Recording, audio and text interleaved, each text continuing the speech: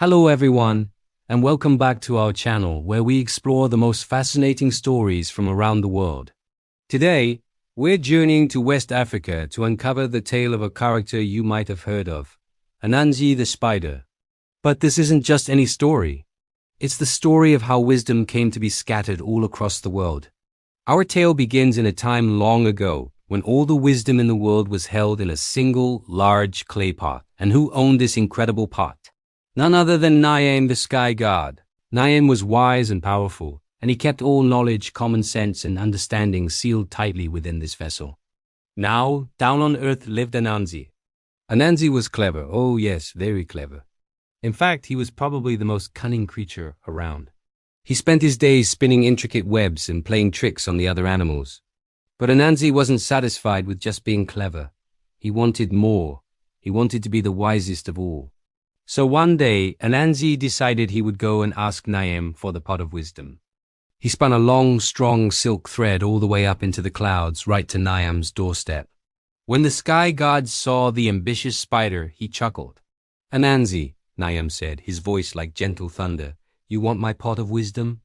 Many have tried to earn it, but none have succeeded. It comes with a great price." Anansi, never one to back down from a challenge, asked what the price was. Niam, thinking he would set an impossible task, listed his demands. He wanted Anansi to bring him 4 specific things: Onini the python, Osebo the leopard, Maboro the hornet swarm, and Moasha the fairy. These were the most feared and elusive creatures in the entire land.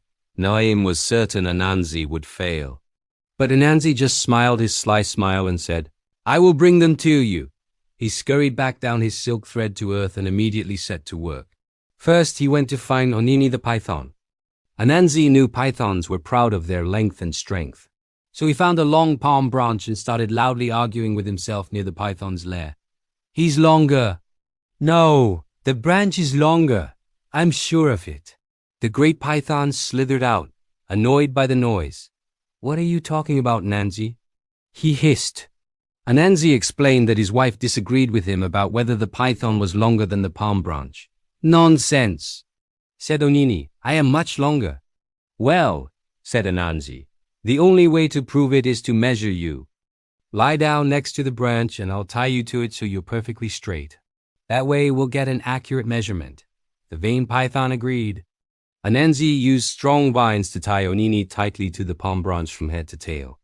Once the python was completely helpless, Anansi announced, "You've been tricked." And he carried the python up to Niam. The sky god was astonished, but he said, "1 down, 3 to go." Next, Anansi went after Osebo the leopard. He dug a deep pit on the leopard's favorite hunting path and covered it with branches and leaves. That night, as the leopard prowled, he fell right into the trap. The next morning, Anansi found him there. "Oh, Osebo, what has happened?" Anansi cried, pretending to be concerned. The leopard, furious and helpless, begged Anansi to help him out. Anansi offered a deal. "I'll help you," he said, "but you must let me tie you to this bent tree. I'll let the tree spring up and it will pull you right out." Desperate, the leopard agreed. Anansi tied the leopard's tail to a bent sapling and then cut the rope holding the sapling down. Whoosh! The tree sprang upright, leaving the leopard dangling upside down, completely trapped. Anansi declared his victory and carried the swinging leopard up to the sky god. Niam was truly impressed. 2 down, 2 to go, he murmured, starting to worry a little. For the Maboro hornets, Anansi's plan was even more clever.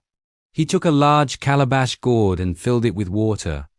Then he found a banana leaf to use as an umbrella. He went to the hornet's nest and started pouring the water over himself and onto the nest, shouting, "It's raining! It's raining! A terrible storm is coming. You'll all be washed away." He then turned to the hornets and said, "Quickly, fly into my empty gourd. You will be safe and dry in there." The panicked hornets, believing him, swarmed into the calabash. As soon as the last one was inside, Anansi sealed the opening with a plug of grass. He had captured the entire swarm without a single sting. He presented the buzzing gourd to Niam. The sky god couldn't believe his eyes. Only one creature remained, Moasha the fairy, who was invisible and notoriously shy. To catch her, Anansi carved a small wooden doll and covered it from head to toe in sticky tree gum. He placed the doll at the foot of an odum tree, where fairies were known to gather. In front of the doll, he placed a small bowl of mashed yams, a favorite food of the fairies. Soon, the little fairy Moasha came along and saw the delicious yams. Being polite, she addressed the doll. "Hello, may I have some of your yams?" The sticky doll, of course, did not reply. Moasha asked again, a little louder. Still, there was no answer. Growing angry, the fairy shouted, "How rude! I will teach you some manners." She slapped the doll with her right hand, which immediately got stuck in the gum. "Let me go!" she cried, and slapped it with her left hand, which also got stuck. In a frustrated rage, she kicked and pushed the doll until she was completely trapped.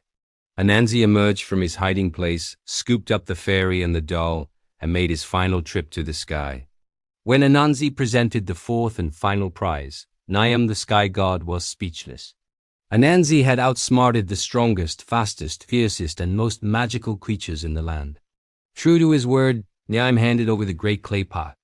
"Anansi," he declared, "from this day forward, this pot of wisdom is yours. You have earned it." Anansi was overjoyed. He carefully took the pot and started his journey back to Earth. His plan was to keep all the wisdom for himself. That way, whenever anyone needed advice or had a problem, they would have to come to him and him alone. To keep the pot safe, he decided to hide it at the top of the tallest, skinniest tree he could find. He tied the heavy pot to his front with a rope and started to climb. But it was incredibly awkward. With the pot tied to his belly, he couldn't get a good grip on the tree trunk. His legs kept slipping, and the pot banged against his knees. He struggled and struggled, getting more and more frustrated with every failed attempt. Watching from below was Anansi's young son, Nintikuma. He had been observing his father's clumsy efforts for some time. Finally, unable to hold it in any longer, he called out, "Father, wouldn't it be much easier if you tied the pot to your back instead? Then your front would be free to grip the tree."